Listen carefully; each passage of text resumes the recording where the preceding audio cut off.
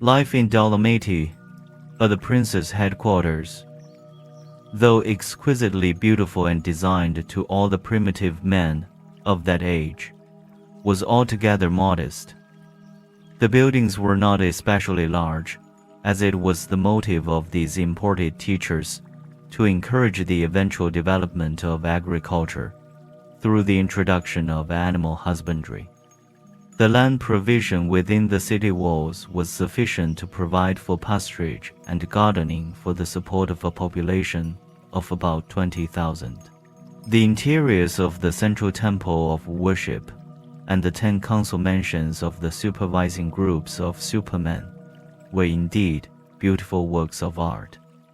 And while the residential buildings were models of neatness and cleanliness, everything was very simple and altogether primitive in comparison with later-day developments. At this headquarters of culture no methods were employed, which did not naturally belong on Urantia. The prince's corporeal staff presided over simple and exemplary abodes, which they maintained as homes designed to inspire and favorably impress the student observers sojourning at the world's social center and educational headquarters. The definite order of family life and the living of one family together in one residence of comparatively settled location date from these times of Dalamatia, and were chiefly due to the example and teachings of the 100 and their pupils. The home as a social unit never became a success until the supermen and the superwomen of Dalamatia led mankind to love and plan for their grandchildren and their grandchildren's children. Savage man loves his child, but the civilized man loves also his grandchild. The prince's staff lived together as fathers and mothers. True, they had no children of their own, but the 50 pattern homes of Dalamatia never sheltered less than 500 adopted little ones assembled from the superior families of the Andonic and the Sangic races. Many of these children were orphans. They were favored with the discipline and the training of these superparents. And then, after 3 years in the schools of the prince, they entered from 13 to 15. They were eligible for marriage and ready to receive their commissions as emissaries of the prince to the needy tribes of their respective races. FED sponsored the Dalamatia plan of teaching that was carried out as an industrial school in which the pupils learned by doing, and through which they worked their way by the daily performance of useful tasks. This plan of education did not ignore thinking and feeling in the development of character, but it gave first place to manual training. The instruction was individual and collective. The pupils were taught by both men and women, and by the two acting conjointly. One half of this group instruction was by sexes. The other half was coeducational. Students were taught manual dexterity as individuals and were socialized in groups or classes. They were trained to fraternize with younger groups, older groups, and adults, as well as to do teamwork with those of their own ages. They were also familiarized with such associations as family groups, play squads, and school classes. Among the later students trained in Mesopotamia for work with their respective races were Andonites from the highlands of western India, together with representatives of the red men and the blue men. Still later, a small number of the yellow race were also received, have presented the early races with a moral law. This code was known as the Father's Way, and consisted of the following 7 commands. 1. You shall not fear nor serve any god, but the Father of all. 1.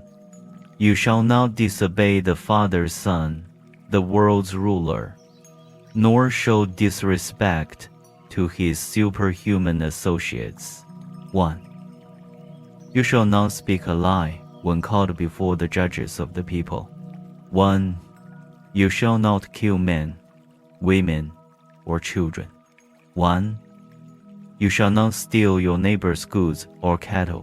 1. You shall not touch your friend's wife. 1. You shall not show disrespect to your parents or to the elders of the tribe. This was the law of Dalamatia for almost 300,000 years, and many of the stones on which this law was inscribed now lie beneath the waters off the shores of Mesopotamia and Persia. It became the custom to hold one of these commands in mind for each day of the week, using it for salutations and mealtime thanksgiving. The time measurement of these days was the lunar month, this period being reckoned as 28 days. That, with the exception of day and night, was the only time reckoning known to the early peoples. The 7-day week was introduced by the Dalamatia teachers and grew out of the fact that 7 was 1/4 of 28. The significance of the number 7 in the superuniverse undoubtedly afforded them opportunity to introduce a spiritual reminder into the common reckoning of time. But there is no natural origin for the weekly period. The country around the city was quite well settled, within a radius of 100 mil. Immediately surrounding the city, hundreds of graduates of the prince's schools engaged in animal husbandry and otherwise carried out the instruction they had received from his staff and their numerous human helpers. A few engaged in agriculture and horticulture. Mankind was not consigned to agricultural toil as the penalty of supposed sin. In the sweat of your face shall you eat the fruit of the fields, was not a sentence of punishment pronounced because of man's participation in the follies of the Lucifer rebellion under the leadership of the traitorous Caligastia. The cultivation of the soil is inherent in the establishment of an advancing civilization on the evolutionary worlds, and this injunction was the center of all teaching of the planetary prince and his staff throughout the 300,000 years which intervened between their arrival on Urantia and those tragic days when Caligastia threw in his lot with the rebel Lucifer. Work with the soil is not a curse.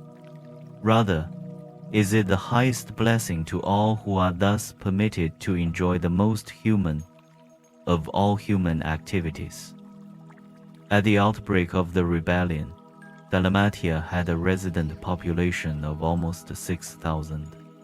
This number includes the regular students, but does not embrace the visitors and observers, who always numbered more than 1,000. But you can have little or no concept of the marvelous progress of those faraway times. Practically all of the wonderful human gains of those days were wiped out by the horrible confusion and abject spiritual darkness which followed the Caligastia catastrophe of deception and sedition.